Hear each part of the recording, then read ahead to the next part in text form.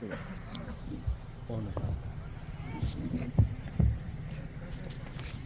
कह रहे हैं कि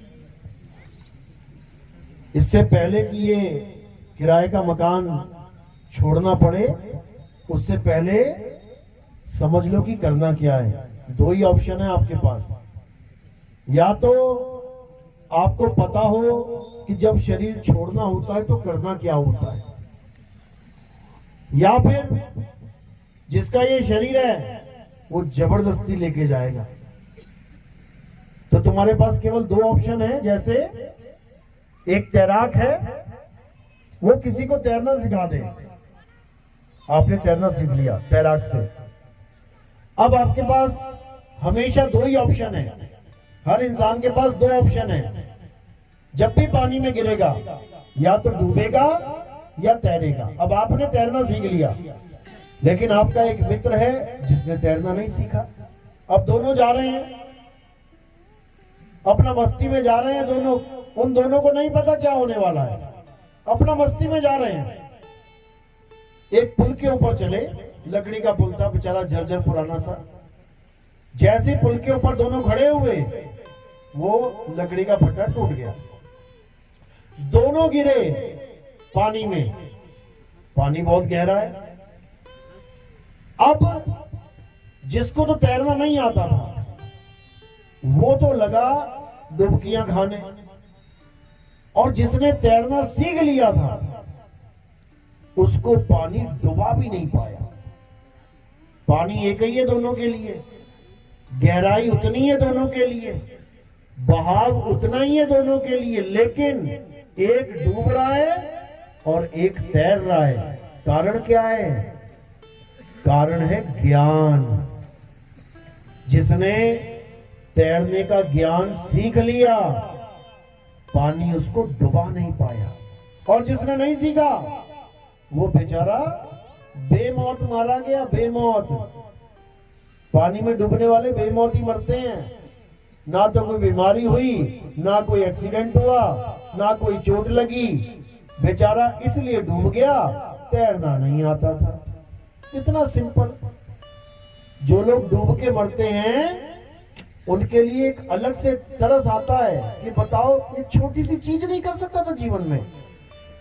अरे 5-10 दिन किसी तालाब में जाके बच्चों के साथ ही खेलता, तैरना सीख लेता तो कम से कम जान तो बच जाती। इतना पढ़ लिया, इतना लिख लिया, डॉक्टर बन गया, सब कुछ हो गया, लेकिन एक छोटी सी गलती की तैरना नहीं आता, मौत का कारण बन गई। अब हमारे लिए क्या शिक्षा है इसमें कि हम भी अपने दोस्त के साथ चल रहे हैं जिसको तैरना नहीं आता। यानी जो आत्मज्ञान में हैं वो उन लोगों के साथ रह रहे हैं जिनको आत्मज्ञान की एबीसीडी में नहीं पता। मृत्यु दोनों की आएगी। एक समय ऐसा आएगा मानो हार्ट अटैक आ गया, दोनों को आ गया। तो जब अज्ञानी जीव को अटैक आएगा तब वो तड़पेगा, रोएगा, चीखेगा, चिल्लाएगा, बचाव बचाव करेगा, हॉस्पिटल की तरफ भागेगा। लेकिन जब आत्मज्ञानी को अटैक आएगा तब उसको पता है मैंने क्या करना है। उसके पास एक विधि है जो उसके गुरु ने उसे समझा रखी है कि बेटा जब भी शरीर छूटे तो करना क्या है।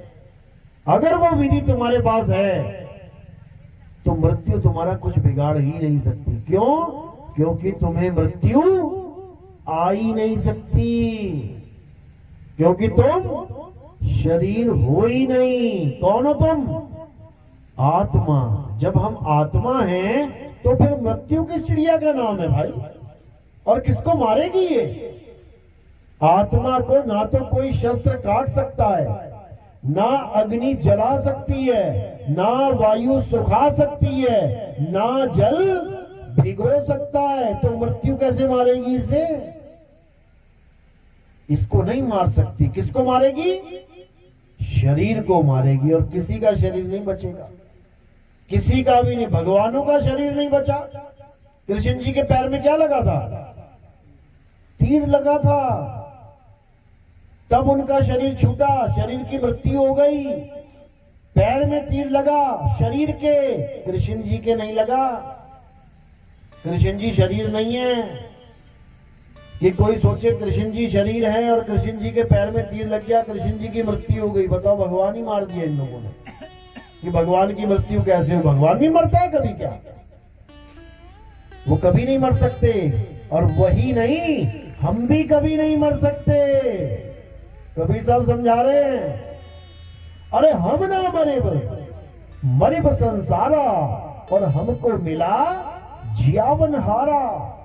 हमें ऐसा ज्ञान मिल गया जिसने हमें सदा सदा के लिए जीवित कर दिया, जिसने हमें ये समझा दिया, ये बता दिया, जिसने हमें ये अनुभव करवा दिया कि हम हैं क्या।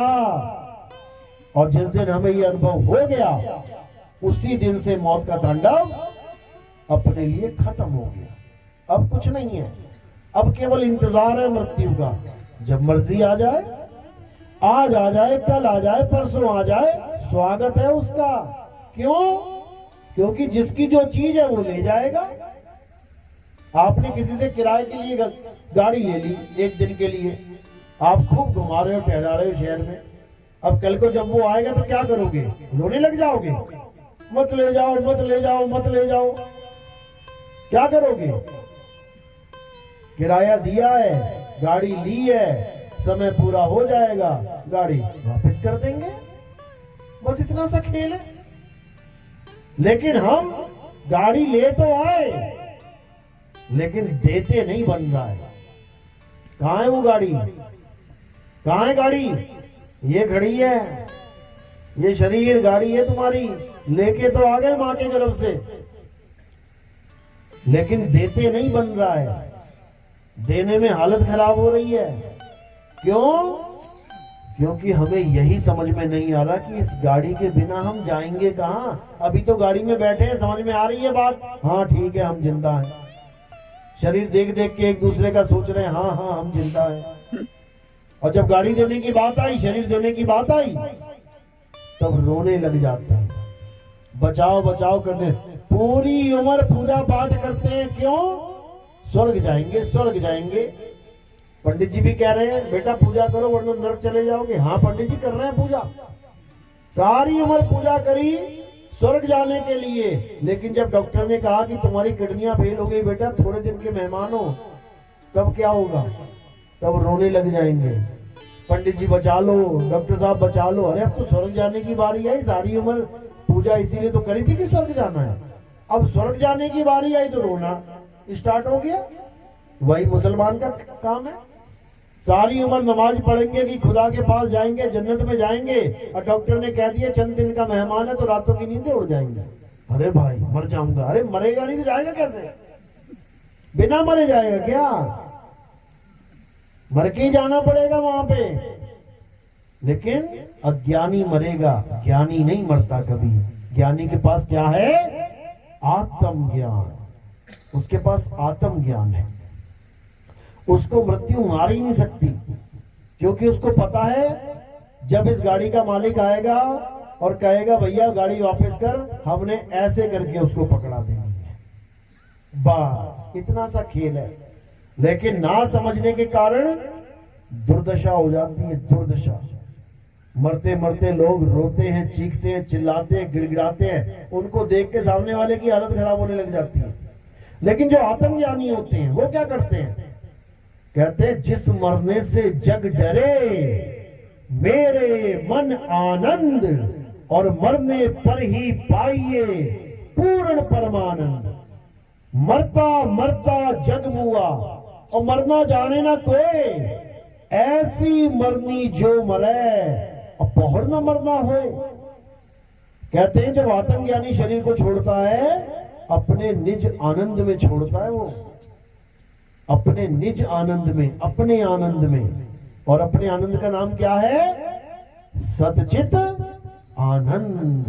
सतचित आनंद का मतलब ये नहीं कि किसी भगवान का नाम है ये कि जयकारे लगा रहे वो सच्चिदानंद भगवान की जय। ये कोई भगवान नहीं है भाई, ये भगवान नहीं है। सच्चिदानंद का मतलब क्या होता है? सत चित्त आनंद। जैसे तुम्हें हारमोनियम की आवाज बहुत अच्छी लगती है, तो हारमोनियम क्या है? शब्द है, आवाज है। और तुमने क्या जोड़ा उस शब्द से? अपना चित्त जोड़ दिया। जैसे तुम्हारा चित्त जुड़ा, हारमोनियम की आवाज तुमने सुनी, अब क्या मिलेगा तुम्हें? आनंद। तो भैया कौन से भगवान का नाम है ये? अज्ञानता में लोग उस परम अवस्था को जो तुम्हारी है, अपनी है, निज है, उसको किसी और भगवान का नाम देके जयकारे लगा के प्रसाद खा के घर चले जाते हैं। और जब मृत्यु आती है, कौन आनंद में है भाई? कौन आनंद में है भाई? कोई आनंद में नहीं है। फिर सब रोते हैं, चीखते हैं, चिल्लाते हैं। तो कबीर साहब यही समझा रहे हैं कि जिस दिन तू शब्द से अपने चित्त को जोड़ लेगा, आनंद ही आनंद हो जाएगा, तू ही सच्चिदानंद हो जाएगा। हमारा ही स्वरूप है सत्य चित आनंद। यानी अपने इस नकली स्वरूप से अपने चित्त को हटा के अपने सत्य स्वरूप से जोड़ने पर जो आनंद मिलता है, उसी को सच्चिदानंद कहते हैं। और जब वो सच्चिदानंद स्वरूप प्राप्त हो जाता है, उसके बाद किसी की मृत्यु नहीं होती, अमर हो जाते हैं, अमर। और अमर कोई देवी देवता आपको वरदान नहीं दे सकता अमरता का। तुम भोले शंकर को भी प्रकट कर लो ना, तुम विष्णु जी को भी प्रकट कर लो, तुम ब्रह्मा जी को, तीनों को एक साथ ही प्रकट करके वरदान मांग लो कि भगवान मुझे अमर कर दो, मिल जाएगा क्या? अरे बड़े बड़े राक्षसों ने प्रकट कर दिए, बड़े बड़े राक्षस तुम ना कर पाए, राक्षसों ने कर दिए प्रकट। और क्या मांगा? भगवान मुझे अमर कर दो। तुम्हारे सामने भगवान प्रकट हो जाए, पता है क्या मांगोगे? भगवान मेरी 10वीं का रिजल्ट पास हो जाऊं मैं, भगवान मेरी नौकरी लग जाए, भगवान मेरी शादी हो जाए इस साल, ये मांगोगे। यानी हमारा IQ इतना डाउन है, हमें पता ही नहीं है कि भगवान से मांगा भी क्या जाता है। लेकिन वो राक्षस होके क्या मांग रहे हैं? अमर, अमर कर दो मुझे। तो किसको अमर किया भाई भगवान ने? कहते भगवान सब कुछ दे सकते हैं, एक को ना दिया अमरता का वरदान, एक को तो दे देते। सबको क्या बोल रहे हैं भाई? यहाँ कोई अमर नहीं हो सकता, हम खुद अमर नहीं है, ये तक बोला उन्होंने, हम खुद अमर नहीं है, हमारी भी आयु सीमा निश्चित है भाई, तू कहां से अमर हो जाएगा? कुछ और मांग ले, कुछ और मांग ले। लेकिन राक्षस बड़े बुद्धिमान थे, उन्होंने कहा अच्छा अमर नहीं कर रहे हो, यानी कान सीधे नहीं, अब टेढ़े करके पकड़ते हैं। अब लगा राक्षस मांगने वरदान, ठीक है अमरता का वरदान नहीं देना, ठीक है मैं दूसरा वरदान मांगता हूं। बोले मांग, क्या मांगता है? कहता मैं दिन में ना मरूं, मैं रात में ना मरूं, मैं धरती पे ना मरूं, मैं आसमान में ना मरूं, मैं घर के अंदर ना मरूं, मैं घर के बाहर ना मरूं, मैं अस्त्र से ना मरूं, मैं शस्त्र से ना मरूं, मैं आदमी से ना मरूं, मैं जानवर से ना मरूं। लगा दी बुद्धि, पूरी बुद्धि लगा दी अमर होने के लिए। और तुमसे कहा जाता ना चल दूसरा ऑप्शन मांग ले, फिर तो तुम पता नहीं क्या मांग लेते हो। लेकिन राक्षस बहुत होशियार थे, हमने बना दिया उनको राक्षस। अभी तुम्हें पता नहीं है कि राक्षसों के पास विद्या क्या क्या थी। देवताओं की तो खटिया खड़ी कर देते थे, वो भगा भगा के मारते थे, वो भागे भागे जाते थे देवता लोग। अरे ब्रह्मा जी बचा लो, विष्णु जी बचा लो, शंकर जी बचा लो, सारे टीवी सीरियल देख रखे हैं तुम लोगों ने। लेकिन फिर भी तुम्हें लगता है कि देवताओं की पूजा ज्यादा बड़ी श्रेष्ठ है। जो खुद अपनी रक्षा नहीं कर पा रहे हैं वो तुम्हारी रक्षा क्या करेंगे? तो सारा इंतजाम कर लिया, सारी बुद्धि लगा ली अमरता की। और ये बुद्धि कौन दे रहा है उन्हें पता है? कौन दे रहा है? गुरु देता है बुद्धि। चेले की इतनी बुद्धि नहीं होती कि वो कुछ समझ ले बात को, गुरु से बुद्धि मिलती है। और उनका गुरु कौन है? राक्षसों का गुरु कौन है? शुक्राचार्य। नाम में ही शुक्र है कि शुक्र है कि हमारा एक आचार्य है। यानी राक्षस भी इतने सियाणे हैं कि गुरु महिमा जानते हैं। जो हम भजन गा रहे हैं गुरु गुरु गुरु, वो भी जान रहे हैं भैया गुरु होना चाहिए। लेकिन इंसान नहीं जान रहा कि गुरु होना चाहिए। वो कहता है कौन गुरु, कैसा गुरु? अरे गुरु भी तो मेरी तरह ही है, मैं भी 5 तत्व का, वो भी 5 तत्व का, कौन गुरु, कैसा गुरु? नहीं चाहिए कोई गुरु। ये इंसान की हालत है। लेकिन कबीर साहब समझा रहे हैं, गुरु की महिमा गा रहे हैं। गुरु गोविंद दोनों खड़े और काके लागू पाए, बलिहारी गुरु आपने गोविंदियो बताए। कहते हैं वो परमात्मा भी उसकी मदद नहीं करता जो गुरु धारण नहीं करता।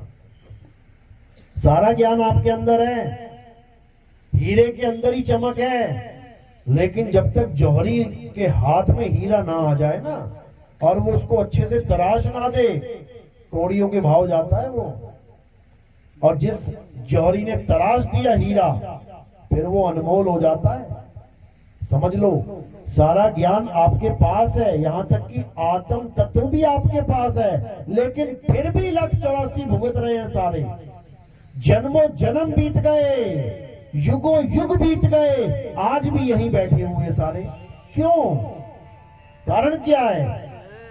परमात्मा को दया नहीं आ रही कि इतने 184 में भटका दिया हमें, भटक भटक के, मर मर के, जन्म जन्म के फिर बैठे हैं, फिर मर जाएंगे। मिल क्यों नहीं जाता? नहीं मिलेगा। उसने नियम ये बना रखा है कि जब तक कोई गुरु धारण ना करे, तब तक उसको मैं प्राप्त होने वाला नहीं हूं। ये उसका नियम है, और वो नियम नहीं तोड़ता।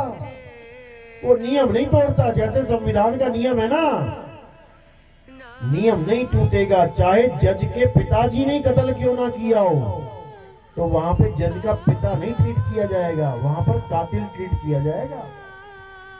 वो नियम नहीं तोड़ सकता, वो बंधन में है संविधान की। इसी प्रकार परमात्मा ने भी ये संविधान बना रखा है। संविधान यानी संविधान, सम यानी सबके लिए समान, सबके लिए समान विधान है कि जो गुरु धारण नहीं करेगा वो जन्मेगा, मरेगा, धक्के खाएगा।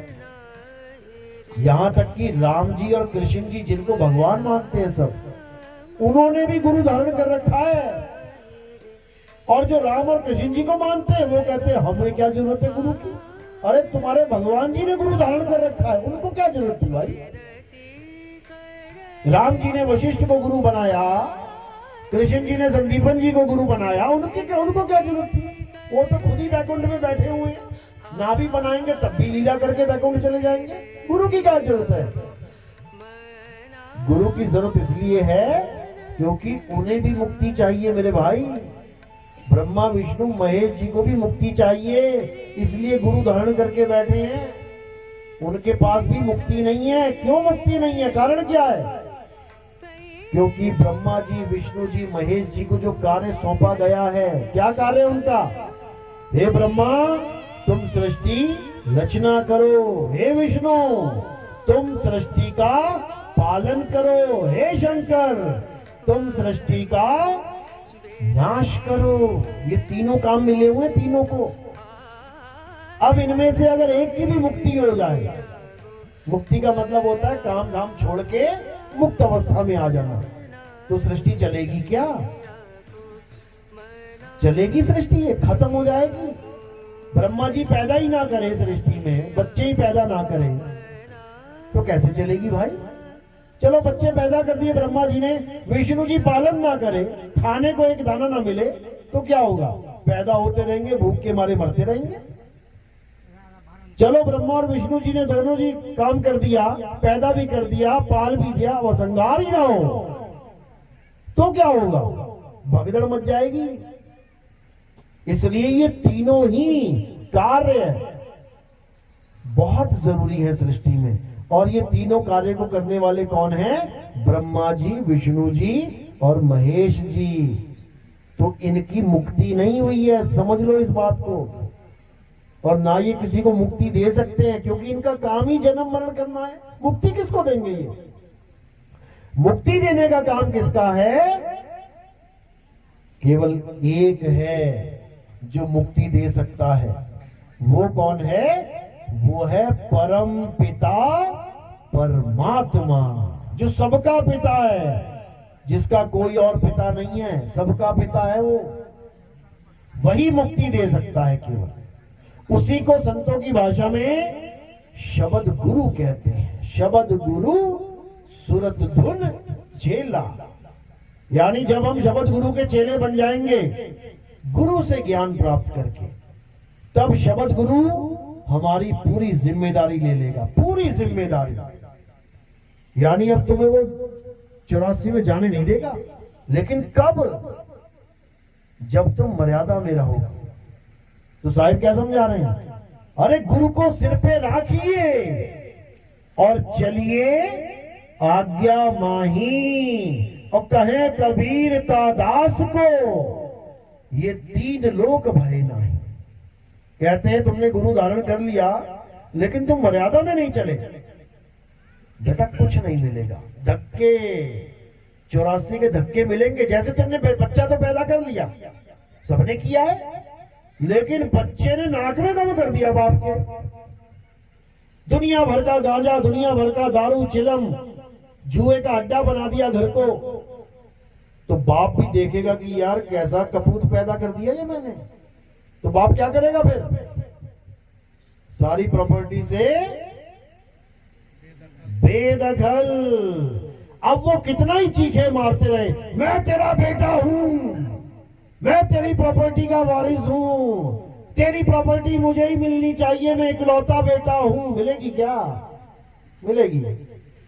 बस ऐसे ही चीखे मारेंगे अंत समय में कि मैं भी शब्द गुरु का चेला हूं, मेरी भी मुक्ति होगी। बेटा मर्यादा तोड़ी है तूने और जिसने मर्यादा तोड़ दी उसका शब्द गुरु से कोई कनेक्शन नहीं है, नहीं है। समझ लो, सबका बाप है वो, लेकिन उसने जो मर्यादा बनाई है वो तोड़ेंगे तो फिर वो किसी का नहीं है, वो सबसे अलग है।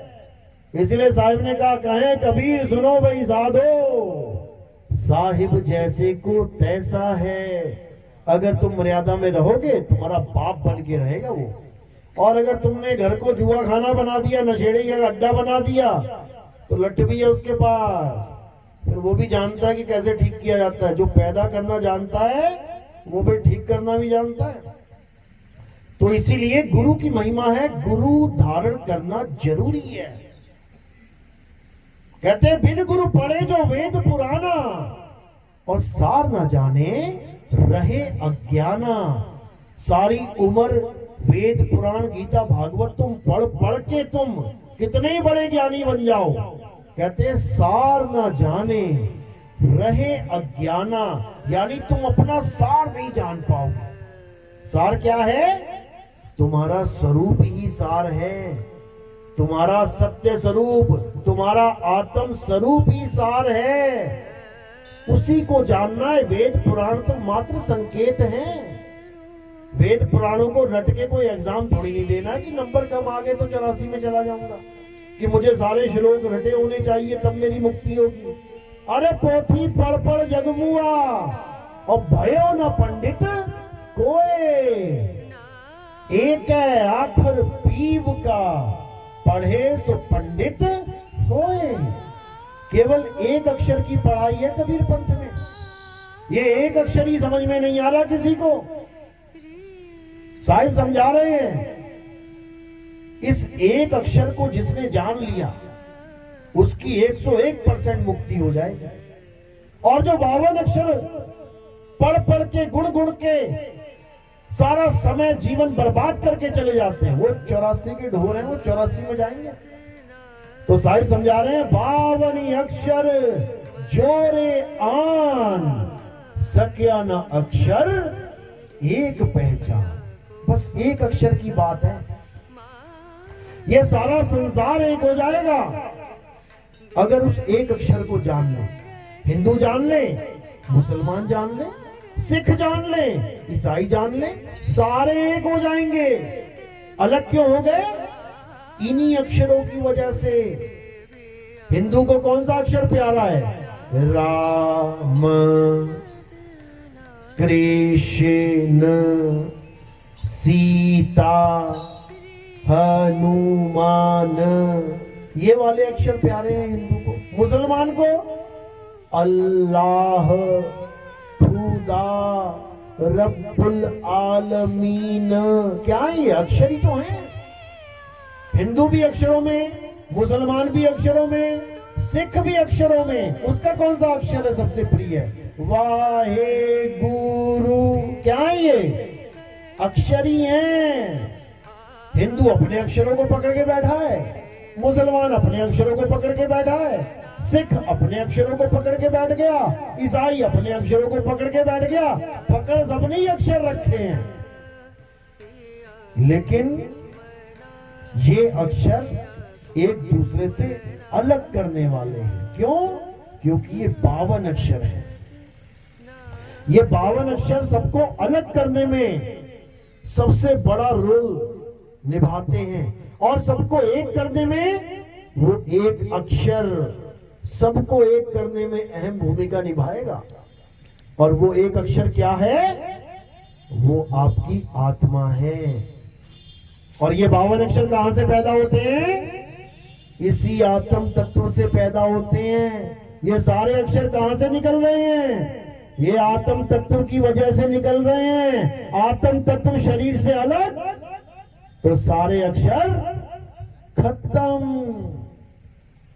अब बोल के दिखाओ जय श्री राम।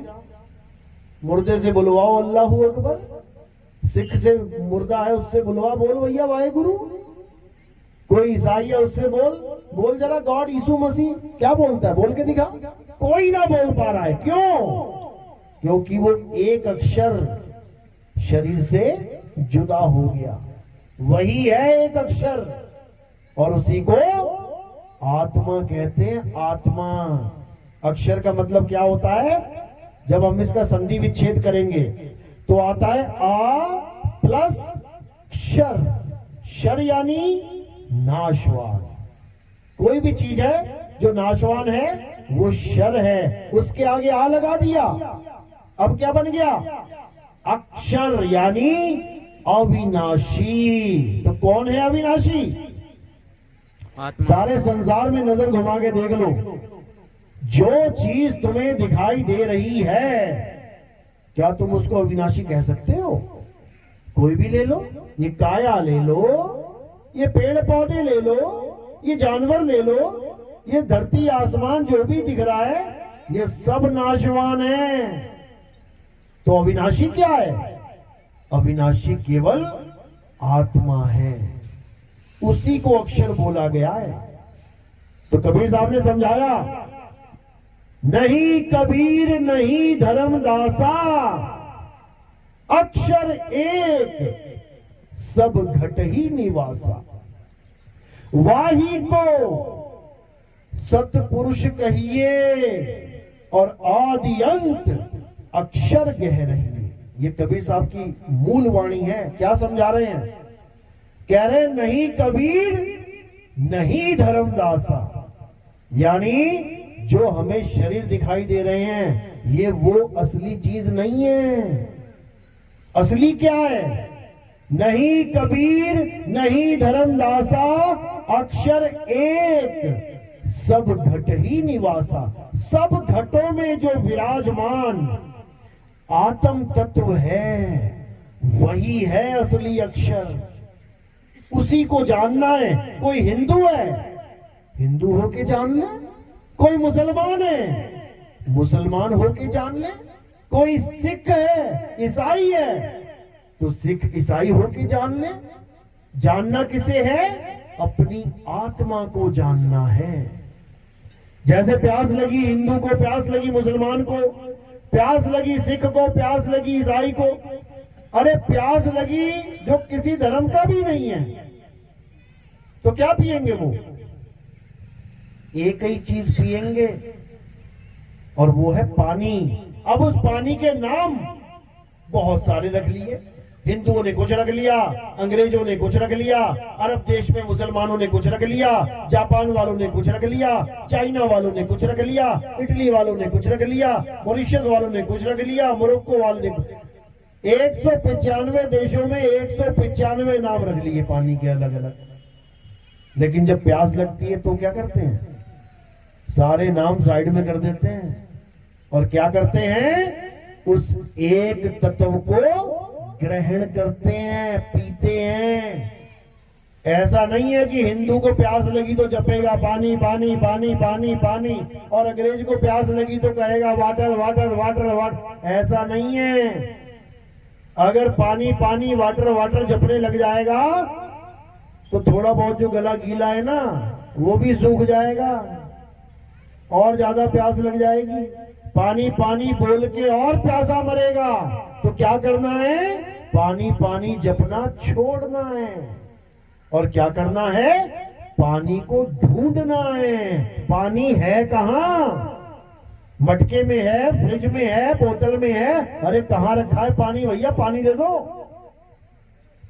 कहने का मतलब वो एक अक्षर यानी वो एक आत्मा जो सब में विराजमान है उसके ज्ञान को प्राप्त करना है, ना कि उसने जो शरीर धारण कर रखा है उन शरीरों के नाम जपने हैं।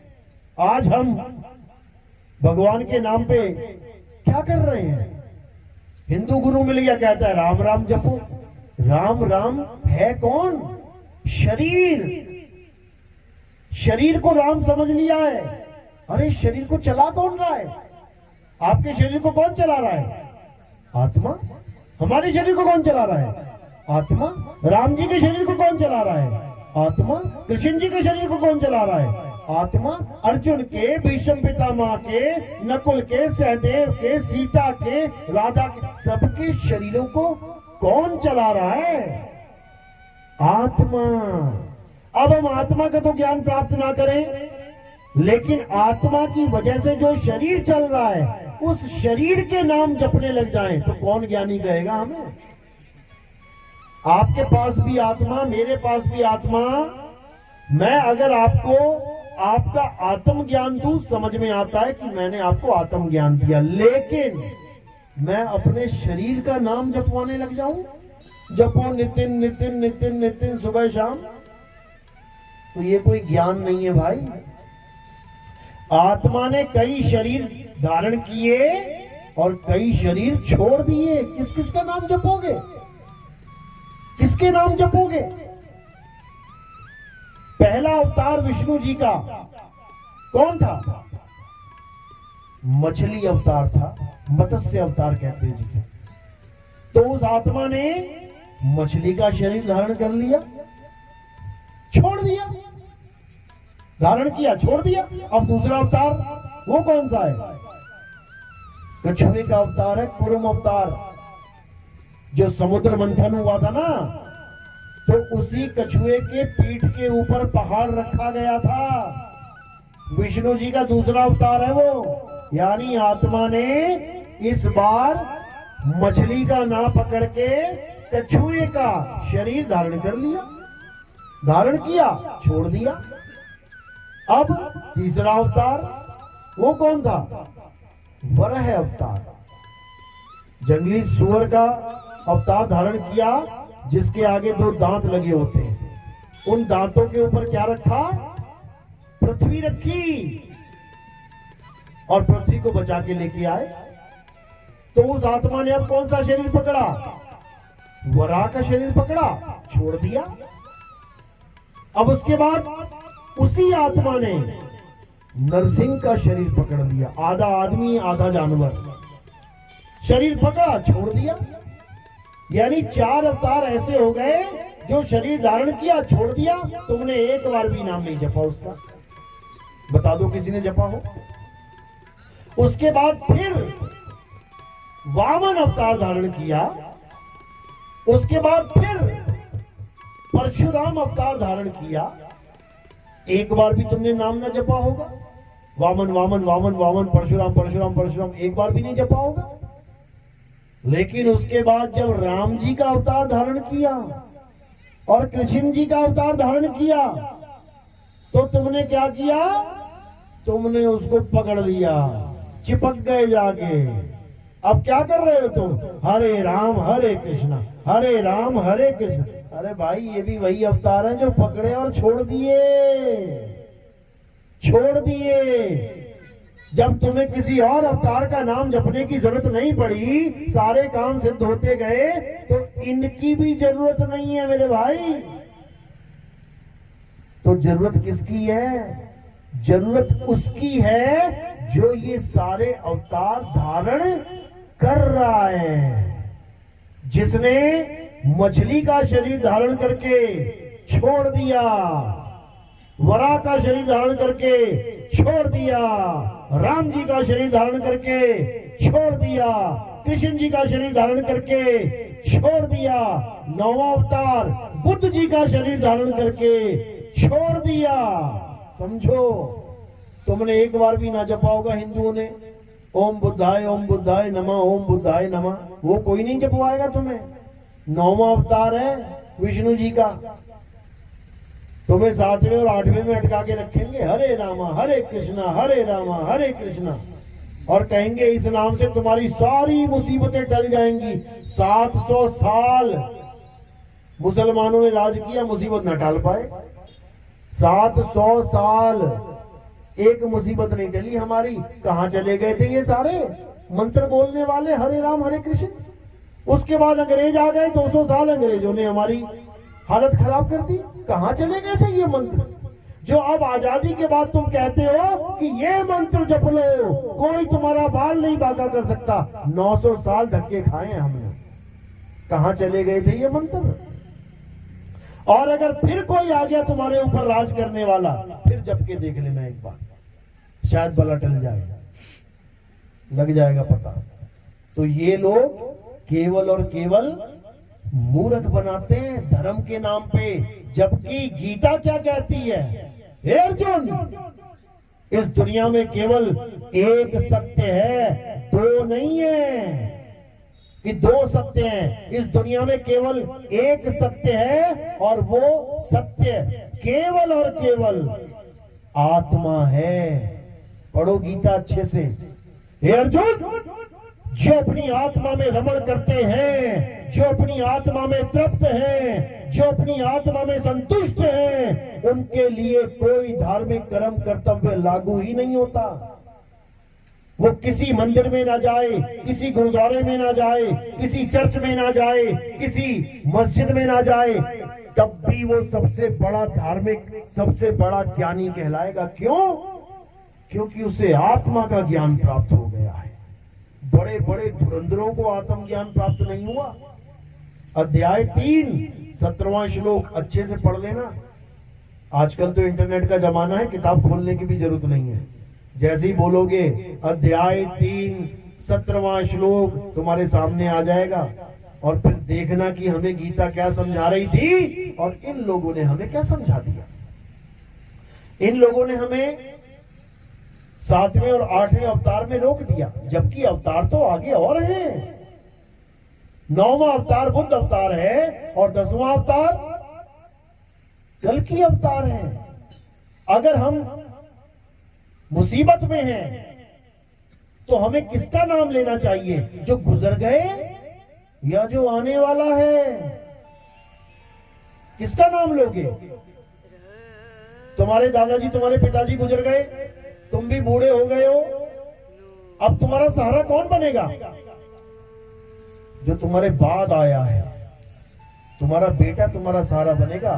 तुम्हारे पिताजी दादाजी सहारा नहीं बनेंगे, वो तो निकल लिए, चले गए वो तो इसीलिए जो आने वाले हैं कल्कि अवतार, अब उनका नाम जपना शुरू करो, तब कहो कुछ बन जाए तुम्हारा, नहीं तो कुछ बनने वाला नहीं है।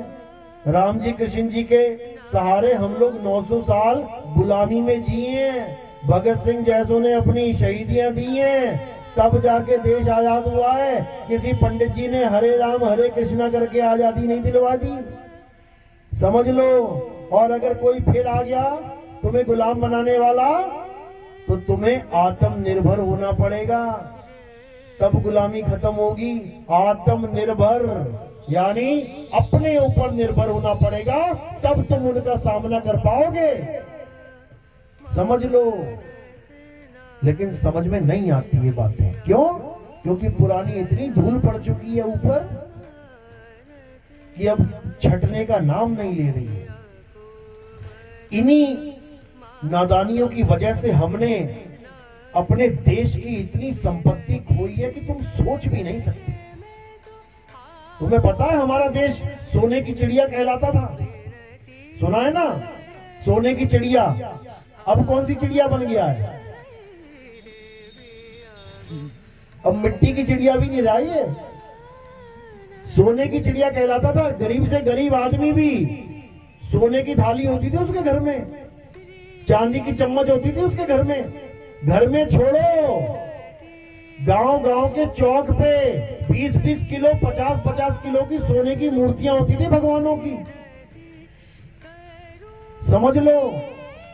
इसीलिए आए सारे लुटेरे भारत में, नहीं तो भारत में क्यों सबने टारगेट बनाया। जब वो घूमने आए उन्होंने देखा, अरे बाप रे बाप, अरे भाई हर जगह सोना ही सोना है, मंदिर में घुसो तो सही, ये हीरा लगा है, पन्ना लगा है, रतन जड़े हुए हैं और कोई चौकीदार भी नहीं है।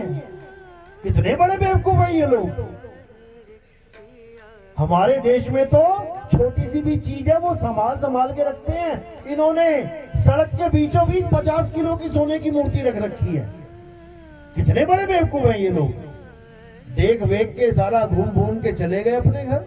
बताया महाराज को, अरे महाराज ये तो कुछ भी नहीं है तुम्हारे पास, भारत में जाके देखो, जितना तुम अपने खजाने में लेके बैठे हो वो तो सड़कों पे फेंक के बैठे हैं। आ गए फिर घोड़ों पे बैठ के, चीनी फेंकोगे तो चींटी आएगी।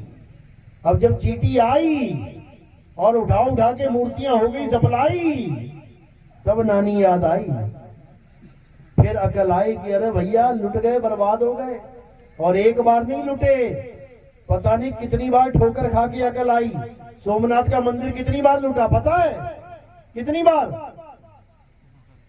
17 बार। पूरे गांव में, पूरे शहर में, पूरे भारत में तुम ये खबर फैला देना कि कोई एक ऐसा आदमी है जिसका घर 17 बार लूटा हो, 17 बार चोरी हुई हो। मुश्किल ही है कोई एक मिलेगा, क्योंकि एक आम आदमी भी 1 बार, 2 बार, 3 बार, 4 बार, 5 बार, 6 बार, 10 बार चोरी होने के बाद इतना अलर्ट हो जाता है कि अब ना होने देता चोरी। एक आम आदमी, लेकिन वो भगवान का घर था भाई। सोमनाथ मंदिर, त्रिकालदर्शी भोले शंकर बैठे हैं अंदर। भगवान शंकर जी का घर कितनी बार लुट गया? 17 बार। क्यों लुटा 17 बार? कारण क्या था? मंदिर सजा हुआ है, सब कुछ बढ़िया है, सब कुछ एकदम बढ़िया। कोई लुटेरा आया, सारा मंदिर खाली करके चला गया। अब क्या बचा मंदिर में? हीरे ले गया, जवाहरात ले गया, सोने की मूर्तियां ले गया, चलो ठीक है एक बार ले गया। अब क्या बचा मंदिर में? अब क्यों आएगा वो दोबारा लूटने? तुम्हारा घर कोई खाली करके ले जाए, माल खजाना सारा ले जाए, वो दोबारा आएगा तुम्हारे घर में खाली मकान लूटने? क्यों आया दोबारा? कारण क्या था? क्योंकि हम लोगों ने, ये छोटी बुद्धि ने दोबारा से सजा दिया, दोबारा से हीरे मोती जवाहर पन्ना सोना चांदी लगा दिया। उन्होंने कहा अरे भाई बढ़िया बनते हैं यार, ये तो एक बार तो मजा आया, ये दोबारा तैयार कर दिया सारा मामला, दोबारा आके फिर लूट के लेके चले गए। अब तीसरी बार क्यों आए? 2 बार खाली कर दिया खजाना, दीवारें रह गई खड़ी हुई, अब तीसरी बार क्यों आएंगे? कोई क्यों आए पता है? क्योंकि फिर सजा दिया। वो चौथी बार आए, फिर सजा दिया। वो 5वीं बार आए, फिर सजा दिया। वो 7वीं 8वीं 10वीं 11वीं 12वीं 17 बार लूट लिया। 18वीं बार क्यों नहीं आए? 18वीं बार क्यों नहीं आए? अब अकल आ गई, ये भैया इसको नहीं सजाना है। फिर क्या किया? फिर पत्थर का शिवलिंग रख दिया वहां पे, आओ लूटो, आओ लूटो जरा। अब कौन लूट के लेके जाए तुम्हारा पत्थर का शिवलिंग? सोने का होता, चांदी का होता, लेके जाते, पत्थर कौन लेके जाएगा? इसीलिए बच गया, इसीलिए बच गया। समझ लो भगवान का घर इसलिए बच गया 17 बार लूटने के बाद, क्योंकि अकल आ गई।